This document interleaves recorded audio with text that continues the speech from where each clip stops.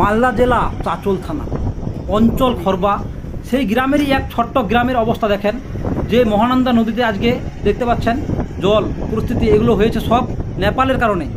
নেপাল আমাদের যে জলের গেটগুলো খুলে দিয়েছে, সব ওই জলই আমাদের এখানে এসে এতক্ষণে পৌঁছাছে।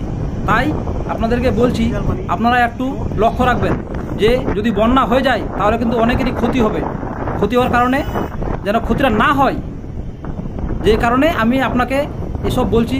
আমার কথা ভুল হলে আপনারা ক্ষমা করে দেবেন, আগেই ক্ষমা চাইছি, কিন্তু পরিস্থিতি নিয়ে সবাই থাকবেন, এটা আপনাদের প্রতি অনুরোধ। আর দেখেন কিছু দৃশ্য আমি আপনাদেরকে দেখাচ্ছি, অনেক লোকও এসছে এখানে, দেখেন দাঁড়ান দেখতে পাবেন। আমরা যাচ্ছি সামনে, প্রচুর জল, হয়তো অপোজিটে যেগুলো গ্রাম আছে সেই গ্রামে অনেক জায়গা হয়তো ঘটরে জলও ঢুকে গেছে, এরকমও হতে পারে, কারণ অনেক উঁচুতে আমরা আছি। এটা বাঁধ।